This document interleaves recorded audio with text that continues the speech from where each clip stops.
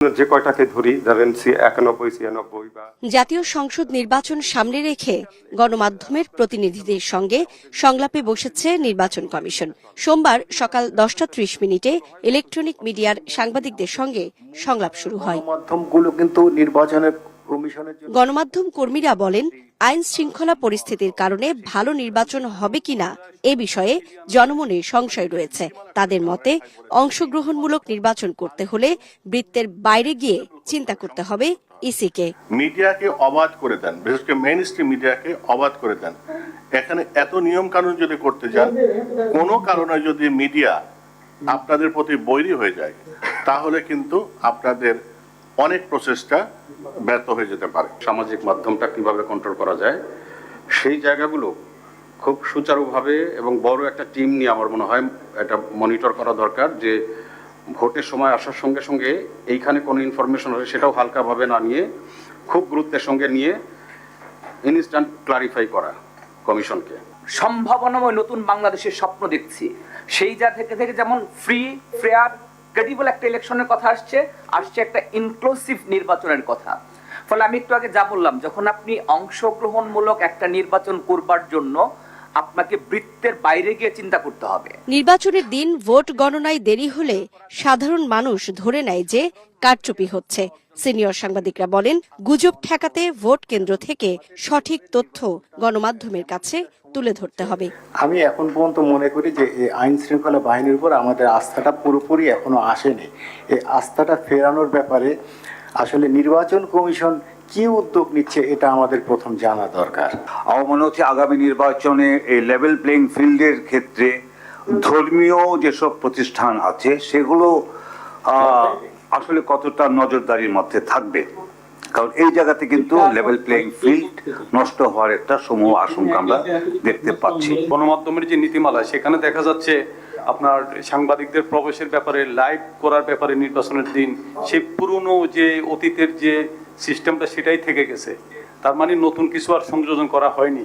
তো এই জায়গায় অংশীজনদের সাথে মত বিনিময় করা ছাড়া নির্বাচনী গণমাধ্যমের যে নির্বাচনকালীন যে নীতিমালা, এটা যদি প্রণয়ন করা হয়ে যায় তাহলে আমাদেরকে এখন ডেকে তো কোনো লাভ নাই। ইসিকে নিরপেক্ষ থাকতে হবে, সবাই যেন নির্বিঘ্নে ভোট দিতে পারে তা নিশ্চিত করতে হবে।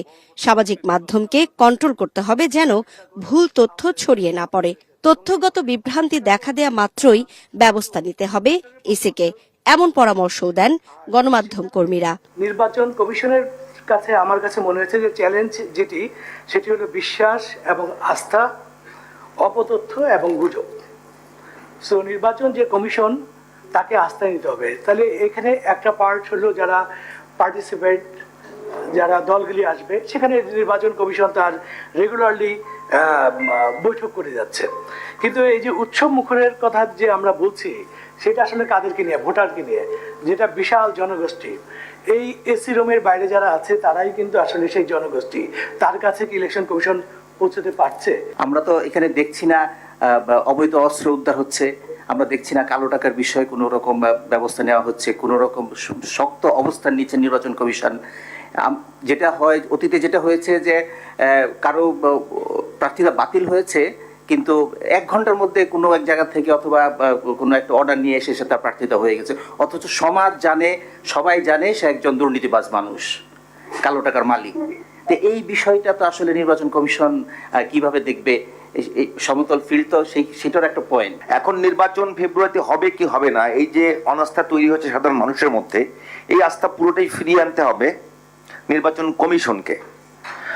আপনারা যেহেতু পরামর্শ চাচ্ছেন যে আপনারা নির্বাচন নিরপেক্ষ করবার জন্য, সুষ্ঠু করবার জন্য অনেক কিছু করছেন, কিন্তু সেইটা যে একটা ক্যাম্পেইন আকারে সাধারণ ভোটারদের কাছে পৌঁছানো, সেই জায়গাতে বড় ধরনের মনে হয় ঘাটতি রয়েছে আপনাদের। প্রধান নির্বাচন কমিশনার বলেন, আয়নার মতো স্বচ্ছ একটা নির্বাচন করতে চাই ইসি।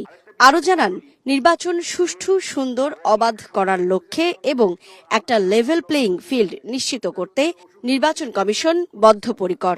আমরা মোটামুটি মাঠের বাস্তবতা বিবেচনায় নিয়ে আমাদের সীমাবদ্ধতার মধ্যে যতটুকু সম্ভব আমরা we are trying to prepare ourselves to face the ground realities. এখন এটার জন্য সবচেয়ে বড় জিনিস হলো যে সব জনগণের সহযোগিতা, ভোটারদের সহযোগিতা, মিডিয়ার সহযোগিতা, সিভিল সোসাইটির সহযোগিতা, মানুষ আপনারা যেখানে যান, আপনি যখন বলবেন যে আমি head of news that particular TV, people pay attention to. আপনি যখন যে কোনো ফোরামে বক্তব্য রাখবেন, আপনার ওইটা গুরুত্ব দিয়ে শুনবে ভাই, এটা তো বাস্তবতা আমাদের সমাজের, এটাই বাস্তবতা। তো যেখানে যান একটু আমাদের কথা বলবেন যে they are really sincerely trying to hold a free fair and credible election. যদি এই কথাটা যদি আপনারা মুখ দিয়ে শুনে, আমরা এটা হয় কি নিজের টু নিজে তো আর কত আর বাজাবো আমরা তো বলতেছি ফ্রি ফেয়ার ইলেকশন। কেউ তো কোনোদিন বলে নাই যে আমি আনফেয়ার ইলেকশন করবো, আমি ওই বুট চুরি চামারি করবো বা বুটে জালিয়াতি করবো, এটা কি কেউ কোনোদিন বলে নাই, কিন্তু কাজ তো যা করা করছে। সুতরাং আমাদেরটাও যদি সেরকম কথার কথা হিসেবে যাতে না নেয়, এটা কিন্তু এই দায়িত্বটা একটু আপনারা দয়া করে নেবেন। ভোটের দায়িত্বে থাকা প্রায় 10 লাখ লোক, আইন শৃঙ্খলা বাহিনী, সরকারি চাকরিজীবী ও হাজতিদের ভোটের আওতায় আনার কথা জানান সিএসি। সবাইকে আবার ধন্যবাদ জানিয়ে আমি সুকন্যা আমির, ওয়ান নিউজ, ঢাকা।